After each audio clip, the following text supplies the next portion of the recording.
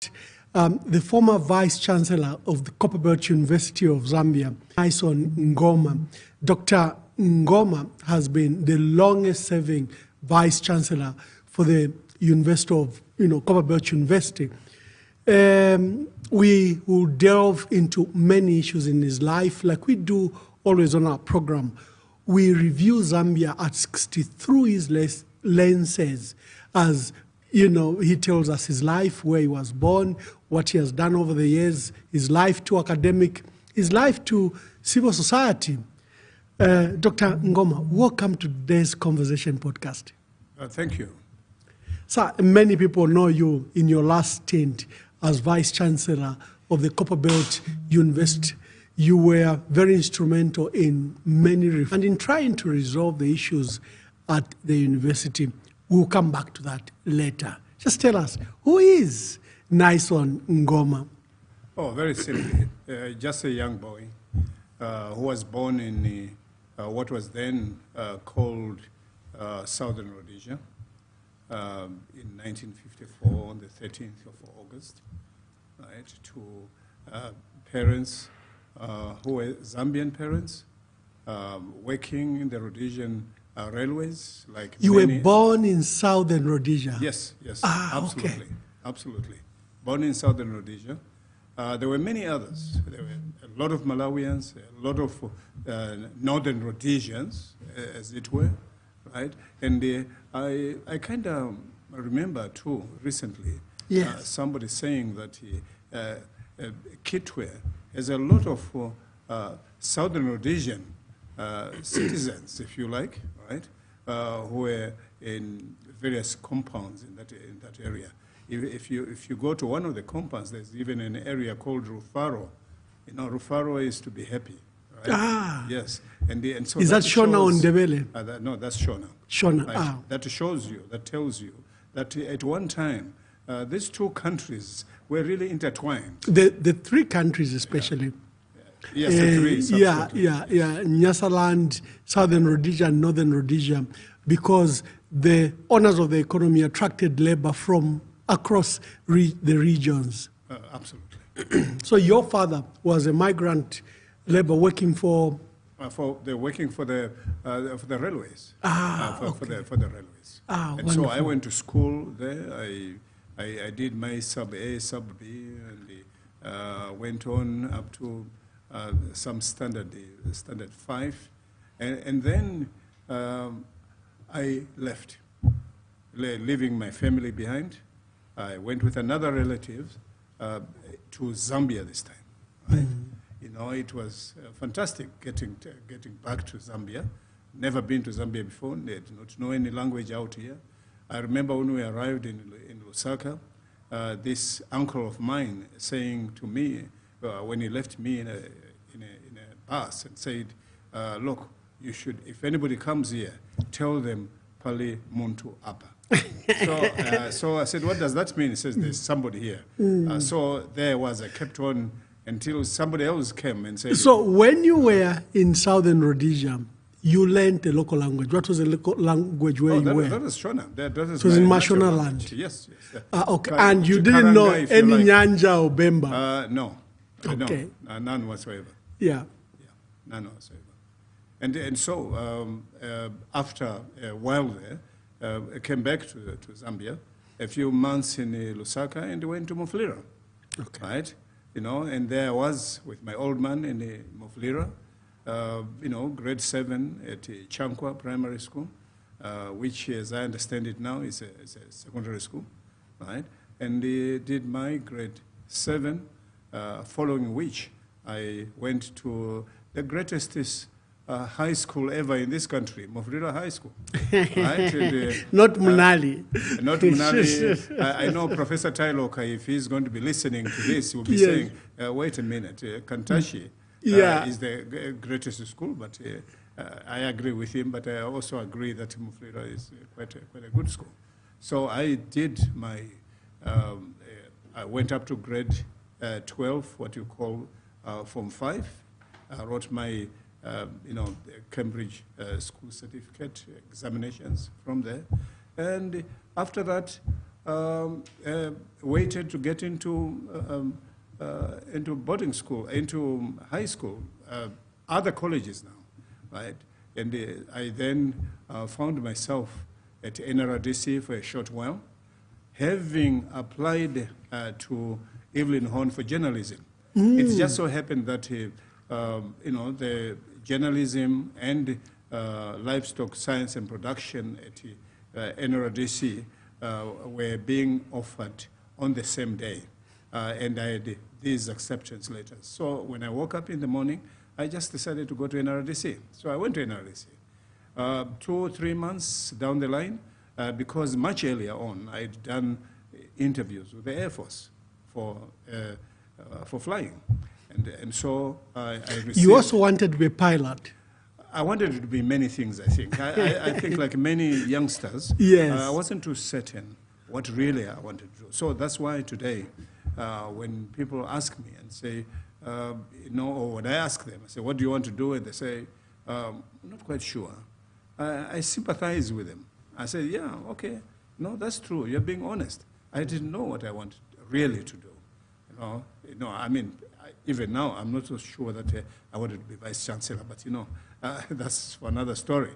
But then I then, when I received my acceptance to go to the Air Force, I began to balance things now. There I was at NRDC with gumboots and cleaning pig pens and milking cows, and then flying, girls admiring the flying suits. I said, no way, I'm going flying. So I went to... You joined the Air Force? Yes, I joined. At the time, was the Air Force still under the Zambia Army, or now it had been hived off and it was a separate unit? Well, it was actually kind of complicated at that stage. You did have an Air Force, a Zambia Air Force, but they were operating from the same headquarters, opposite the State House today. At Longacres? Yes, Arakan Barracks, right. So Arakan Barracks... Oh, Arakan Barracks, yes. So there was a wing for Air Force, and another wing, I think much bigger wing, for the Army, because obviously the Army was the senior service. It still is a senior service today. Right. Yeah, so that was it. So I did a bit of flying, all right, as it were, and went solo, and I believe, and I'm very proud that I was associated with somebody who later became a member of parliament, and I think even became a minister, or was a deputy minister, Jerry Chanda. Oh, yes. Colonel Jerry Chanda was MP for Kanyama. Jerry Chanda was heading the flying school then. He was the chief instructor, and he was my instructor. I and see. I remember on the day I went solo, I'll never forget that day because it was hot. Being examined. What were you flying when you went solo? A small aircraft called CIA Machete, right? So then I remember him calling the tower and saying to them that, student going solo. I said, well, I'm the only student around here, so I must be going solo, and there it was. I went solo. I believe I was Eagle 2-3, the Jerry Chanda, I think, was Eagle 01. So I still remember that was Eagle 2-3. So Eagle 2-3 going solo. So tower, please prepare ambulance and fire cover and all that. And I remember when I went in, that was the very first time when officer cadets were allowed to be on the threshold of the airfield, to witness the takeoff and the landing, So I went and took off and landed, and I felt good. I felt great, as the time went on, we had a very bad serviceability state at that time. I don't know. Now today, I would probably today say that it might have been because of spares and so on, But I also do know that the weather was used to play a bit of havoc. So you know, sometimes you do stand up and look in the sky. Are there many clouds? Is it the right kind of clouds? Are we likely to fly today? And so on and so on. So it took a long time. And so as it became boring, you are seated in the crew room playing cards, playing Ludo, playing Scrabble, and all that kind of stuff, and not much else, right? And not flying. Not hardly flying. And so an opportunity came along, presented itself, and that I could do something slightly different, right? And that was to do with some other special operations, because it was ultimately going to take us out of the country to the UK. It definitely looked like an attractive option. Yeah. So, and that was the beginning of my very close association with the Zambia Army, because it was necessary for us, with my other 3 colleagues, to go to Miltez, that's in Koima Barracks, to train with other officers there. You know, I was a pilot officer, and the others, of course, mostly were lieutenants, and the second lieutenants. And I remember one of those lieutenants was none other than General Chisuzi, who was later to become commander. Yes, yes. And I think we have kept this friendship quite well. And the others, of course, who sadly some of them have passed on today, right? So you transitioned from the Air Force to the military, you are all military, but to the Zambia Army mostly. Special services. It was called Air Force Regiment. Okay. Right. Today, the Air Force Regiment does a lot of things. Right. You know, some of the things I don't even know really, but I do know that they have a parachute unit, they have a close support, close protection unit, and now and so on. Because when we went to the UK, we trained with some special services people. Some of them Americans. Which school did you go to in UK? We went to what was this now? RAF Catterick. Okay. RAF Catterick. But then we were able to go to several other places. Yeah. As it were, right? And so came back again. Then from there, I just suddenly found myself transitioning into something else again, at the Ministry of Defense this time. Okay. We were working, undertaking liaison duties with the freedom fighters. Most of these freedom fighters. Which period is this? Oh, that was now. We are now talking about the late 70s. The late 70s. So Zambia was 70s. Hosting various liberation movements. The ANC, Mkonto and Sizo were here. ZANU and ZAP were here, including their military wings like ZANLA and ZAPRA. You had Namibia, SWAPO, yes, and its forces. Yes.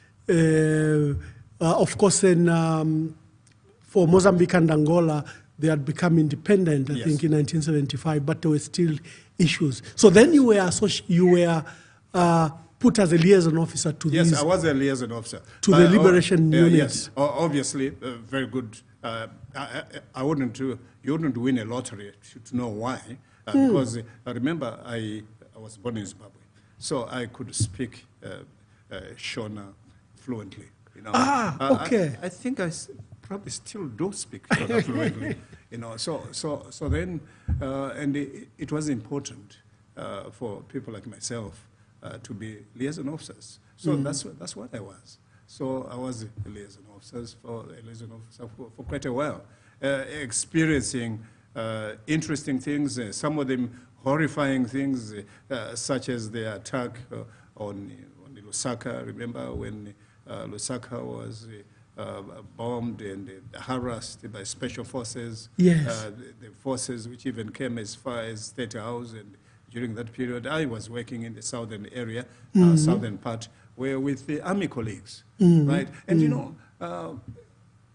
I have an opportunity here to say something about army operations at that stage. Yes. These were colleagues who were operating with very, very little in terms of infrastructure, in terms of good tentage. There were very few good tentage. Yes, yes. They were literally surviving from the ground. They would get the twigs and the grass, make bashas.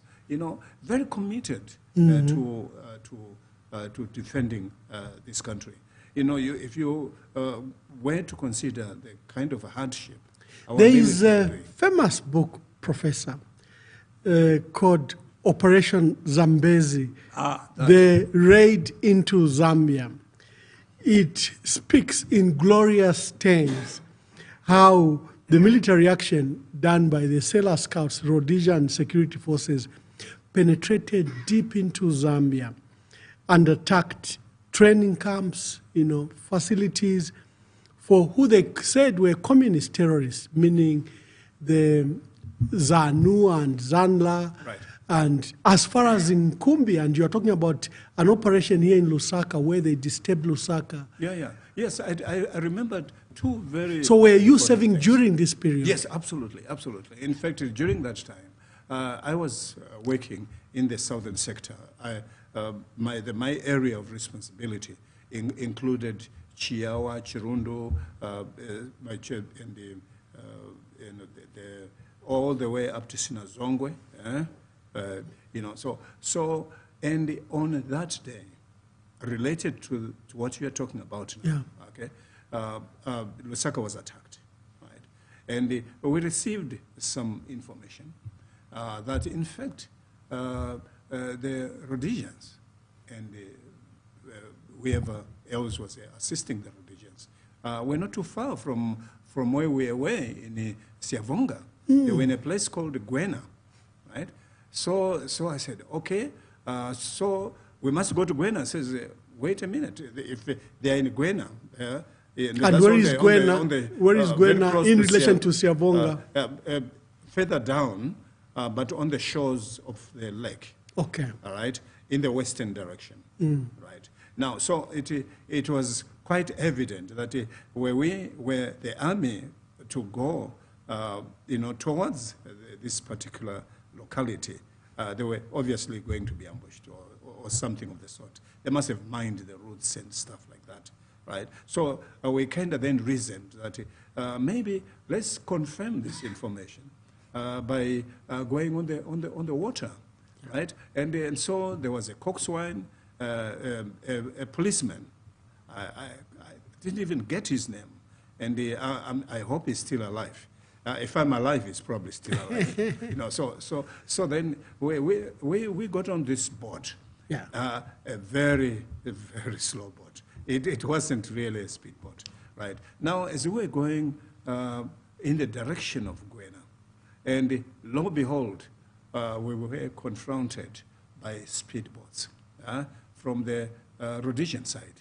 They were now coming towards us, and with the clear intentions of making sure that they get us, right? So, and at that stage, we saw the brigade, where we saw the vehicles and whatever else, the military gear, which... what is a brigade? You can explain to laymen. Shall we just say that this was a locality, a staging point for the military. And obviously, they had their military equipment, the trucks, and the stuff like that. And then it dawned on me that, in fact, the attack in Lusaka had to be associated with this particular locality, right? So we, to cut a very long story short, because really I can tell you we're scared now. You can imagine the way these speedboats coming towards us, right? And we knew exactly what would happen if they captured us, right? And so we evaded them, and got away, right? And when we got away, immediately got onto radio, and got in touch with the General Christon Tembo, the late, and the others who were at headquarters, and they told them what we had seen. right? And a decision was made to do something about it. And I was told to expect aircraft, you know? And it didn't take long before suddenly we had the aircraft coming, our aircraft. Then we're sure that now this brigade was going to be bombed. Yeah, the staging was to be bombed. Going to be bombed. And of course, and then suddenly, out of the blows, you know, one of the aircraft appeared to have dropped some a bomb, or I'm not sure whether it was a missile, but I think it was a bomb, you know. And they turned back, right? They didn't get to Gwena. Something had happened. I was to learn much later what had happened. Apparently, there was another colleague who may not have had the information that nobody should be on the road on that during that period. So I'm made to understand. I could be wrong, but I'm made to understand that you know, as the aircraft saw this other convoy, they mistakenly thought that it was the Zimbabwe, the Rhodesia convoy. Yes, only to discover later that no, it wasn't. You know, you see. So and so at the end of the day, the Rhodesians, you know, using very big budgets, now you know, with loud music, celebrating their success. You can imagine how we felt. You know? Yeah. You know, there's nothing. There was a political question at the time, and like I quoted, the book I quoted, is that how did we allow them to cause these incursions deep into Zambia? Sometimes there are issues around Dr. Kaunda's decisions that he was told that the military, I mean the Rhodesians were coming, and somehow the army was stood down. But what was your experience? Did anyone ask you not to proceed or to defend yourselves? No. As far as I was concerned, remember, I only could know what I needed to know. Yeah, correct. As it were, you know, the chain of command and so on. You had to know only what that you required to know. And what I know is that the military on the borders worked their backs off. I can tell you, they operated under very difficult conditions. You know, today you get the military going into some of these UN operations in the tents with the air conditioning. I say, what? You know, you have this. You know, what were your conditions at the time? Conditions were hardly that at all. You know, the good tents would obviously go to the battalion commander and his 2IC and so on. And the rest of people would, you know, survive with what they had. You know, and so you had very, very committed, you know, soldiers, right? Very committed officers, right? And who were doing their job as best as they could do, right? You know, where if there were any other discussions at higher strategic levels, you would not be privy to. Yes. No, the daring raids by the Sailor Scouts from Zimbabwe is a sad chapter from Rhodesia, southern Rhodesia at the time. It's a sad chapter. There were deaths, massacres in Nkumbi, a college in Mkushi, which you are aware of. So how do you transition? The country knows you as an academic, a well-respected professor of the Copperbelt University. So how did you transition from the Air Force, where you were a pilot, now you are in the Army, involved in these special military activities? So how did you then go to become an academic? Now, let me correct one thing. Yeah. When you're saying a pilot, it's like I was employed as a pilot. Remember, I did flying. Right? And then from flying, I went into, you know, some special operations. Yeah. And then I was a liaison officer, working very closely with the Army and all that stuff. Now, the question, of course, is how did they, of course, I never changed. My uniform. It remained the Air Force. You remained an officer of... you know, I remained the Air Force. But then it all began, my major interest in academic activities was really when General Chitomfu, the late, said to us at the Ministry of Defense then, he had just gone to the USA for a sponsored tour, right? And one of the places he'd gone was George Washington University. So he came to us and said, look, he had made this deal with George Washington University, and that any officer who could be admitted by George Washington, he would sign the papers, and they would go to do their masters in international affairs, right? And so I decided that I was going to do an undergraduate course, and that was my first stint in academia. So I did my undergraduate course, and specifically economics. Went through the harrowing experience of econometrics and stuff like that, you know. And the day I passed, I went to General Chitomfu and said, "Sir, I now have a degree in economics. Can I go to the States?"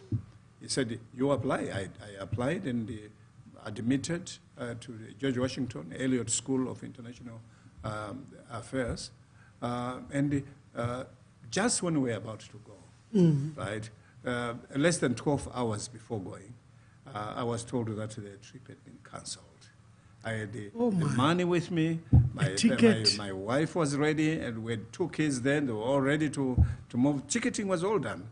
Accommodation in the States had already been arranged by the embassy. But, you know, being a military person, you are given instructions not to go, you don't go, right? I do know some people about that same period or just before, you know, had similar experiences and never came back, and I think they are still in the States or in the UK even to this day. Oh, right? yeah, where they defied the order. Absolutely, they did. You know, I've never thought about what would have happened if I defied and gone.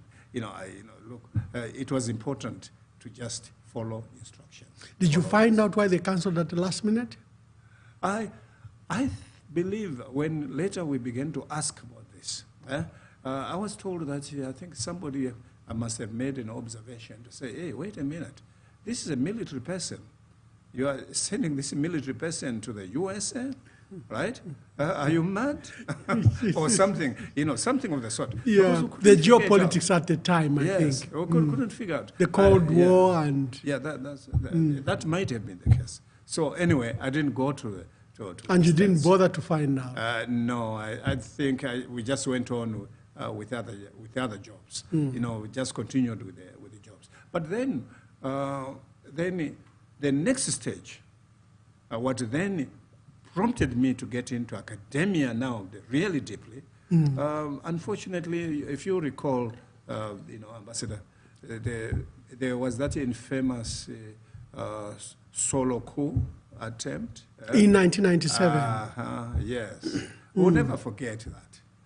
Okay, so you are transitioned from the one-party state to multi-party state. You remained in the army. Yeah, in the Air Force. In the Air Force. Yes. And then the coup d'etat, the attempted coup d'etat, occurred in 1997, and that was October. That's right. 1997. General Shikapwasha must have been your commander, yeah, of course. your ZAF commander at the time.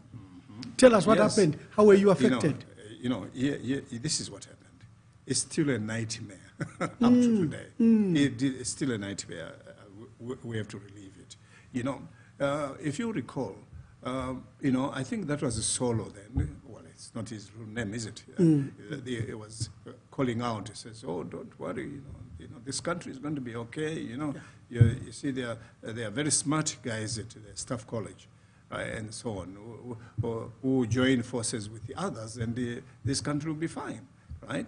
And were you at the Staff College? Yes, I was at the Staff College. I see. Yes, I was at the Staff College, and I'm sure some of my colleagues, should they be watching this, they'll say, yes, we remember you at Staff College. In fact, I met one of them a few days ago here. He's a general, you know. Yes. Yeah. So we kind of joked about it. Then his comment was that, you know, it was a good thing. What happened to you happened to you, because you wouldn't have been a professor today. You know, because then you see what then happened was an unbelievable thing. A few days later, I and some army colleagues were told to appear before the commandant at the staff college, and we should be number one. Normally, when you are in number one for anything, either you have done something terribly wrong, or you have done something very, very well. You know, and there's some goodies coming your way. And since I wasn't worried about anything, I thought that there was a lot of good news, and boy, was I wrong, right? Because to cut off the boring stuff, you might call it the juicy stuff, but to cut it off, I found myself having to be told that I was no longer going to be required to be in the Defense Force, right? And I should go back to the Air Force. I should not be at the Staff College. I went to the Air Force. Much to the surprise of the commander then, General Shikapasha, and the General Zaza, whom I was the special assistant to General Zaza. And then I received a letter. If I showed you that letter, you'd think that I was being promoted. Because the letter was talking about how I was selfless in my conduct, very hardworking, efficient officer. Then the next paragraph, bang. However, your services are no longer required in the national interest. Oh wow. My! So that was the famous letter of being retired in national interest. Absolutely. You were a victim or a recipient of such a letter. I was a recipient of that letter. I tried to fight it. It must be clear, because this Captain Solo, Stephen Lungu, in his address to the nation during the coup, he had attributed to brilliant men at the Staff College. And later we saw one of the officers that was convicted from the Staff College was, I think, Major Jack Chitty. Maybe that's his friend that he meant. And all of you who were at the Staff College then became victims. Well, I should think it could be speculation. But why me? I've never been able to answer that question. Why me? Did you know Jack Chitty? That's exactly the point. I never discussed. There was no way I would have been associated with that kind of thing. Yeah. And something which they remained, stating even today, right? And if I were in any way remotely involved or affected, in any way, please, somebody come and say it. No, you would have been arrested if you were involved. Of course, absolutely. Yeah. By virtue of that, you received a letter of retirement in national interest. It shows that there was no evidence, no credible evidence against you, because you would have been arrested. However, the suspicions probably lingered. Yes, that's what you could speculate. Here is the unfair part. The other army colleagues were all returned to the army. I was the only Air Force person. Who was not allowed to? Who never came back.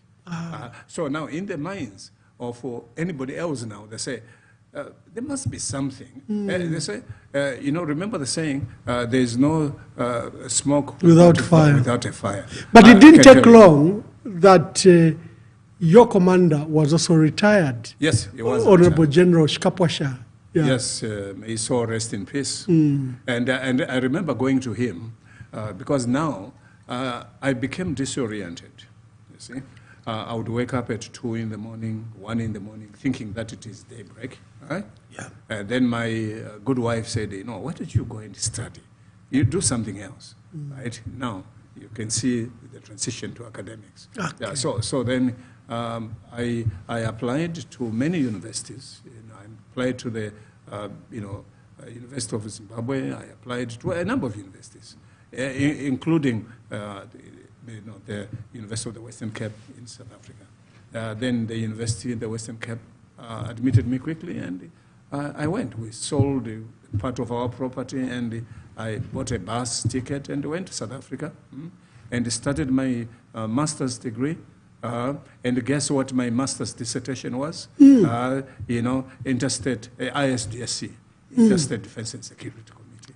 Ah, right? okay. So I obviously remained true with whatever it is I was doing before, right? And then I finished my master's. Now the question was, well, I've done my master's. Do I go back to Zambia? And to do what? And so I didn't know what to do until suddenly a miracle happened. Now, you see, Ambassador, I cannot say it in any other way. Yes. Sometimes you talk about miracles. You expect sudden water to turn into wine, right? And this was a miracle, a real miracle, which happened to me, right? Somebody came and said, I was required by administration. Very important. I must go and see the dean. So I went to see the dean of economic and management sciences, who then asked me, almost begging me to say, please, can you accompany us to Sweden? We need, some of our deliverables to showcase our deliverables as a condition for the grant that the university was going to get from CEDA, right? So I must have appeared a bit reluctant, because they said, look, no, you see, we're going to give you money and so on, it's going to be fine. So that was fine. So I went to Sweden, and I had to make a presentation.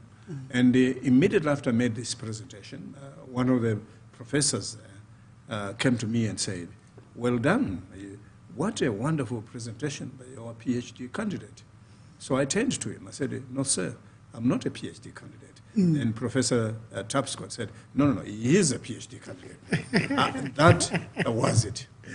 I now began the sandwich program with the University of the Western Cape and University of Uppsala. You became a PhD student. And I was a PhD candidate, and I was, by definition, a junior lecturer at the university. And from no money, and remember, we had to sell some things in order to survive.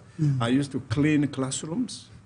I used to organize venues in order to get a bit of money.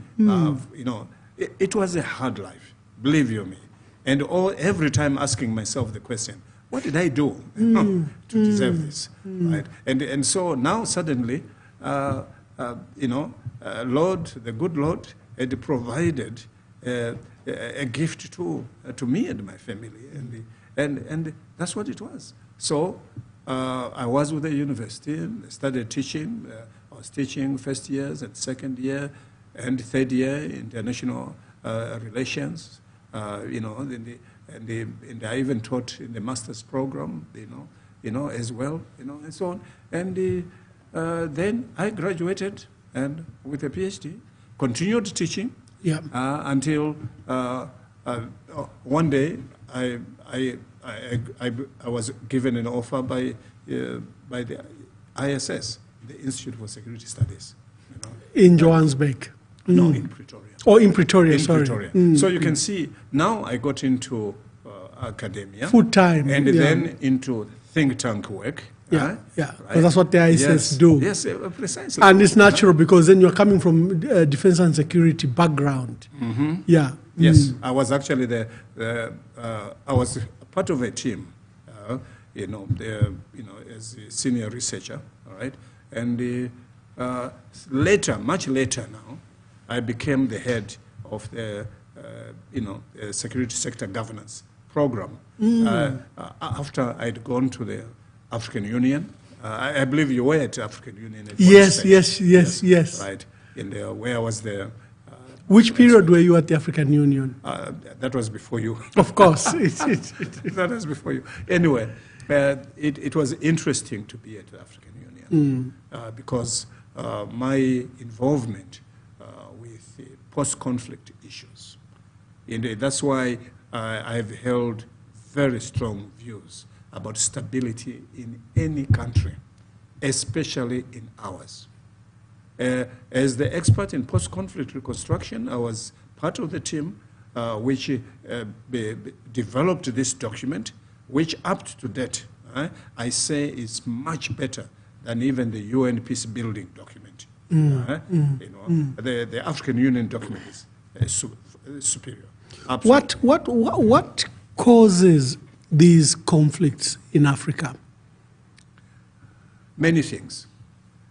Greed, you could say. Greed. Sometimes it's a greed by people who are leading the countries at that time. Greed by those ones who would like to exploit that country for its minerals and other things, right? That could be it. And sometimes it's naivety, In fact, I have written on these subjects, actually, quite extensively. Sometimes we tend to be rather naive. We tend to be rather too trusting. Sometimes we don't watch certain signals when they begin to happen, right? Sometimes we think that it's going to get better. It's getting better. No, it's all right. These things will always settle down. It's like marriage. A woman goes to the mother or to the aunt and says, "Look, I'm having a problem with my husband. He's always beating me." No, it's okay. You settle down. Until one day, the man chops off a leg or something or something. Even worse happens. She's killed. And then you say, "Oh well, I wish you had paid attention." Now that is precisely the instability on the continent. There are a myriad of reasons, right? Economic, political, social, and a lot of things, can go wrong, right? But at the end of the day, it's really those of us who are responsible for that country, the citizens, and the ones who are running the country, the ones who are supposed to be supporting the country, who don't do the right thing at the right time. Your famous document, what did it propose as part of the solutions? Yeah, good governance was one of the issues, right? That every country must follow the tenets of good governance, right?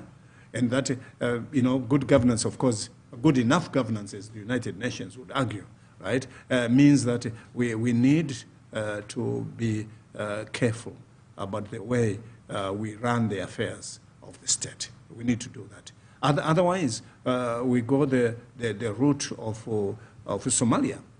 Look, we went to Somalia during that time. What I saw in Somalia, what I saw in Sierra Leone, what I saw in Liberia and all these other countries, you don't want that. And sometimes I hear talking back about Zambia now today. I hear people say, yeah, this is the beacon of peace. This is a lovely place. Then not realizing that we had to work to make it a beacon of peace. KK and his colleagues had to work. It didn't just happen like that. You work for peace. It just doesn't become. You have to do that. People died trying to do the right thing. So it angers me. Believe you me, when you see this, you see grown-up men and women behaving as if there's no care in the world. They think that nothing will happen. We are in charge today. We are in charge. You are in charge, right? You're going to get us into trouble, right? Of course, when the country is being ruled, people have different functions, right? You have the ruling entity, you have the opposition entity, you have others who are in the wings, but most important, you have the people, people, the ordinary person, right? The people who own. Professor, natural resources appear to be a curse to Africa. If you see well-endowed countries like the DRC, Somalia, Sudan, Sierra Leone, they either have diamond, Sudan, the North and Western Africa, they seem to have these resources that the world and big powers hunger for, whether it is mineral resources or oil. Zambia has copper, I think which is now has become a critical mineral, especially now and the future. You have painted a picture that sometimes we are laissez-faire. We think that conflict can't visit us. With these resources shown in the DRC and others, that countries can go and can be destabilized. What should we do better to ensure that we don't tip over to where conflict is and where people exploit our resources while we are in disarray? No, there are many things we can do, a number of things. Some of them are so simple that you don't need to be a PhD in order to articulate them at all. My mother and father, in Sinjebela, in Kaputa, and so on, they know this. They know this. Just to be able to listen to each other, just to be able to do what is correct, just to be able to make, to make consultations, just the baby steps of governance, right? So that you are able to carry everybody else with you. You are able to do that. Sometimes there is a wrong belief that, in the military, all they do is just give orders and everybody else matches according to the orders. No. There's a lot of consultations even there. You ask the army commanders, Air Force, Army, and National Service, they'll tell you that, at various levels, right? Because sometimes knowledge, advice, ideas come from some of the most unexpected places you can ever imagine, right? Now, you allude to Zambia having a lot of mineral, having copper. I would say to you, Ambassador, that in fact Zambia is more than copper. Okay, we are told that we have copper. That's what they want us to believe, right? And then they want us to believe to the extent that they will say they'll create situations where we no longer can melt our own copper completely. We get some of this half melted stuff, to ferry them to another country where they complete the job. And as they complete the job, what do they get? Okay, they get some copper, they will get gold, they will get cobalt, they will get a few other things, right, which are even more valuable than copper. And then they will tell you then what it is they've gotten. So they rob us blind, as it were, right? But Zambia has many things, right? I mean, the president recently was, I think, talking, I think correctly too, about the need to try to find out what precisely there is in Zambia, right? So that we can't run around having problems as if we don't have resources. But remember, these resources can be a curse, as you began to talk about it. They're a curse when the management of those resources, the management of the countries, are not being done correctly. So we're back again to good governance issues, good governance tenets, right? And KK, who I later began to know very, very closely, much later after when he was no longer president. When he was president, I never knew him at all. But when he was no longer president, and we got on quite well, I learned a great deal from him, and a lot of respect for him. So you used to talk about these things, right? And so if we do that, then we shouldn't have problems. Remember the Choma Declaration. Do you remember? What brought about the Choma Declaration? Before the Choma Declaration, people were chopping each other. Every time political conflicts had pervaded the political space. The ANC and UNIP were fighting, and many scholars attribute that to the reason why Dr. Kaunda had to set up a one-party state. It could have been an excuse to centralize power, but there were preconditions for the one-party state, the conflicts that were emerging. Can I make a correction? Please. Dr. Kaunda said, one-party participatory democracy. Sometimes we forget that, even then, people knew that if you say one-party state, it's like closing the door to all the other participation. Right? There was wide participation. But the wise men and women at that time, they said, look, let's come up with this one-party participatory democracy.